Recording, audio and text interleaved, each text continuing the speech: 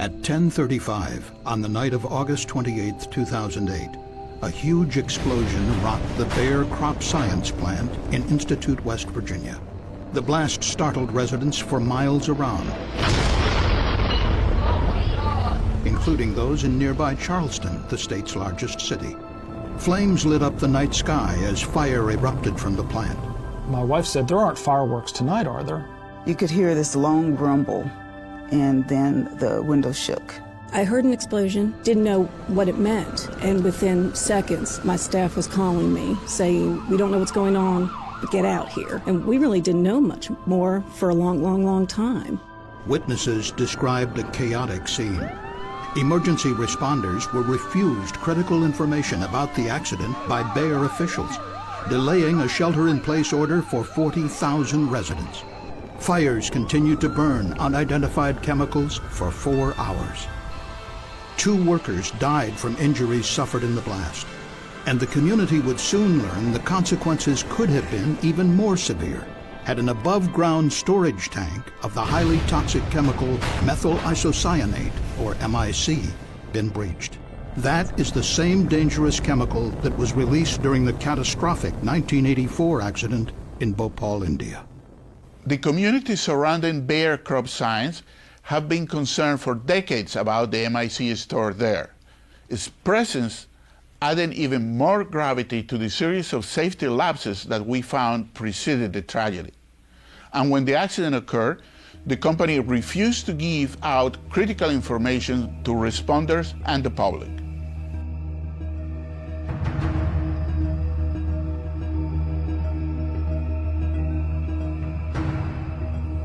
The Bayer CropScience plant is a large chemical complex of more than 400 acres on the Kanawha River near Charleston.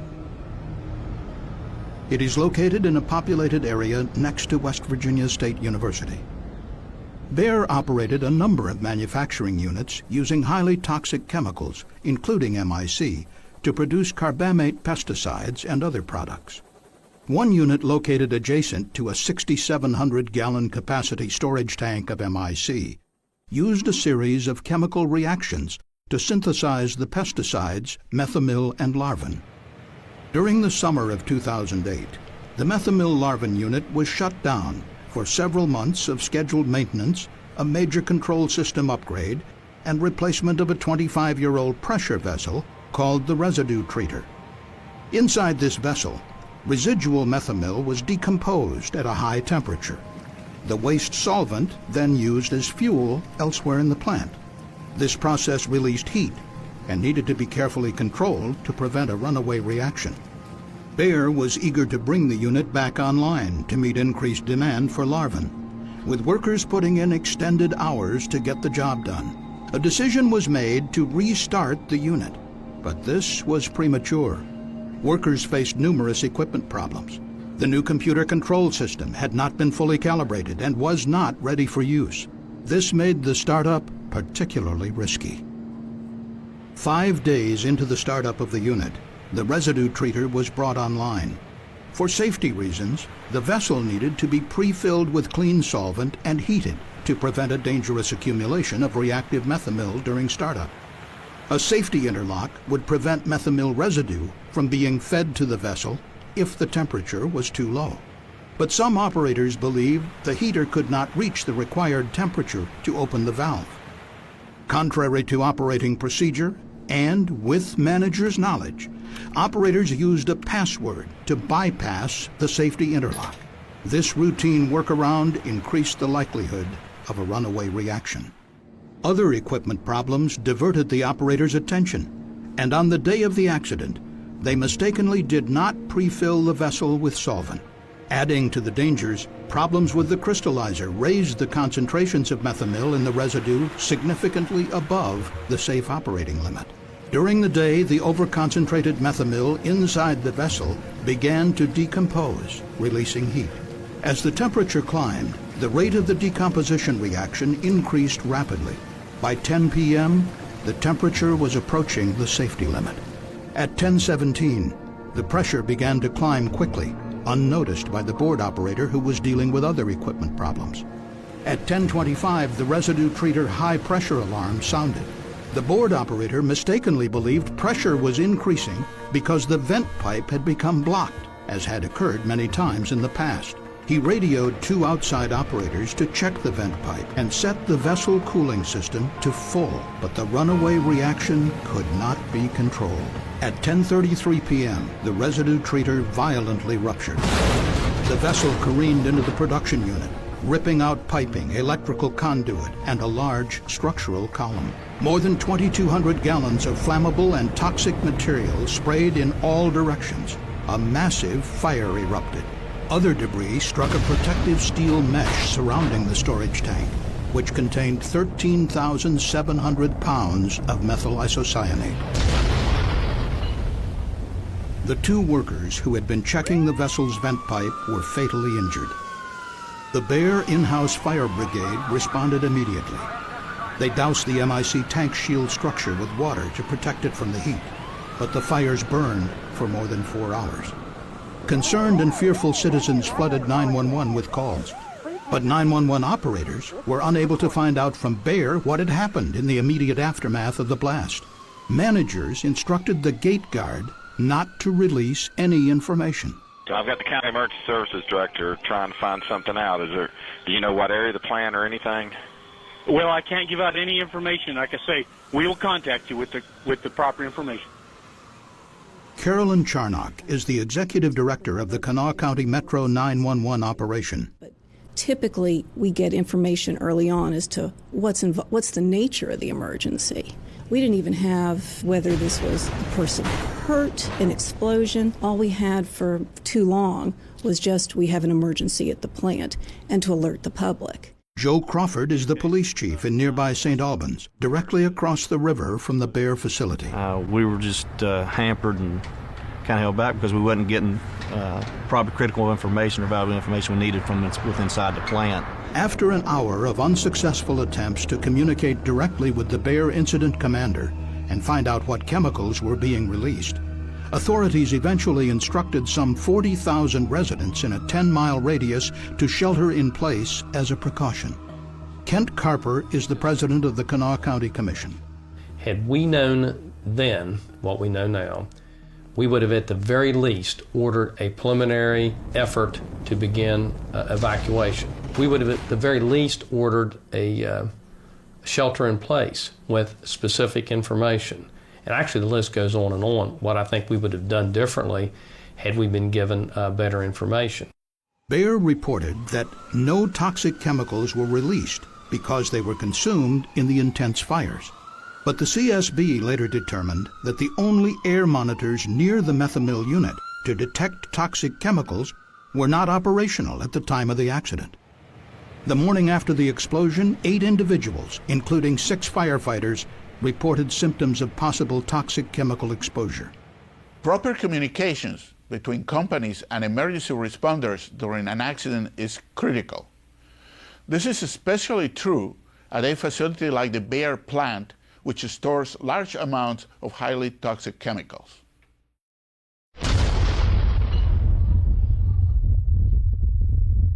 The community here has been asking about methyl isocyanate. Ken Ward is a staff writer with the Charleston Gazette. He has been reporting on the chemical industry in the state since 1991. What we heard after Bhopal was that, oh, well, that was over in India, and it really can't happen here.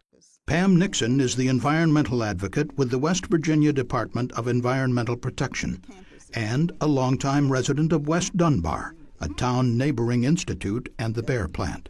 There are a lot of lives that could be impacted from a major incident down there. And when the community complains, the company downplays what the community says. And so they just feel as if they're not being heard. Every couple months you hear about a leak here or a release there or a spill there. Nothing, everybody always says it's nothing big, there was no impact to the community is the standard line from the plants. But people who have lived here and know about Bhopal and know about MIC always have in the back of their minds this fear and this worry that, well, could it happen here? During an April 2009 congressional hearing on the Bayer accident, then CSB Chairman John Breslin noted that the explosion, serious enough as it was, could have been worse had the MIC tank been damaged. It was that very government affirmation of what everybody knew in the back of their minds that's forced a reform of what's going on here. In 2009, Bayer CropScience announced that it would reduce the maximum inventory of MIC at the Institute site by 80%.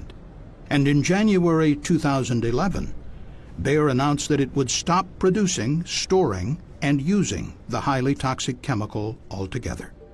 But there are many chemical facilities in the Kanawha Valley that handle large quantities of other highly toxic hazardous materials.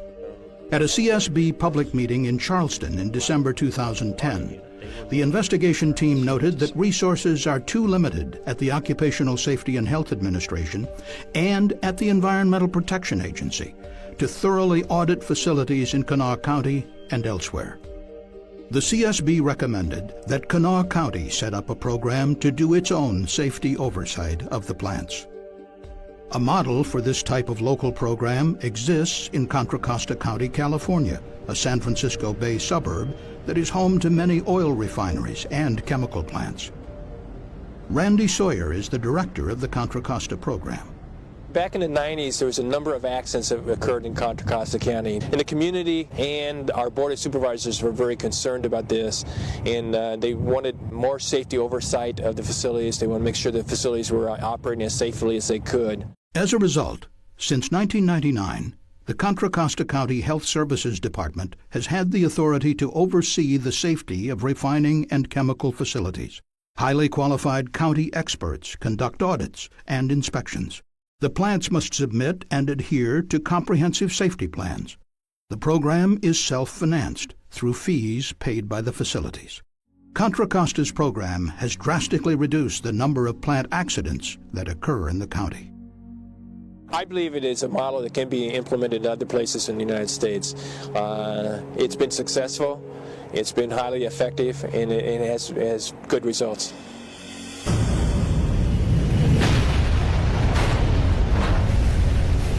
Effective process safety management inspections and audits are designed to expose potentially dangerous flaws in company operations and procedures, and to assure all equipment is safe to operate. Our investigation found this was not done before the startup. There were deadly consequences as a result. During our investigation, we determined that the Bayer startup of the methamill unit was begun prematurely because of pressures to resume pesticide production. We found serious deficiencies in the company's process safety management program. This resulted in a series of critical emissions during the startup that led to a runaway reaction and violent explosion. The startup took place before fully calibrating a new computer control system, before operators had been trained on the new system, and before all equipment was installed or fully operational. The CSB also found that operators intentionally overrode an interlock system that was designed to prevent a runaway reaction. Human factors played a big part in this accident. There was a lack of enforced, workable standard operating procedures and adequate safety systems. And without these kinds of protections, mistakes would prove fatal. Many of the findings parallel those from the CSB's investigation of the deadly explosion at BP's Texas City refinery in 2005. In both cases, the CSB found that the companies permitted deviations from standard operating procedures during startups. These deviations were seen as necessary to get the job done. Both OSHA and the CSB have voiced concerns about how effectively companies have implemented process safety management requirements. To address the serious deficiencies found at the Bayer plant, the CSB recommended that OSHA and the EPA conduct comprehensive process safety inspections of the facility.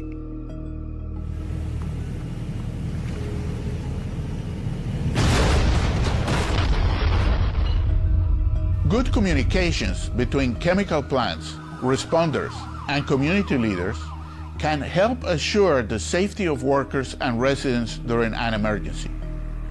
But preventing accidents requires companies to have effective process safety management programs. The fact that accidents continue to occur shows the need for improved inspections and oversight, whether at the federal or local levels. Thank you for watching this CSB safety video. For more information on the CSB's investigation into the accident at Bayer CropScience, please visit csb.gov.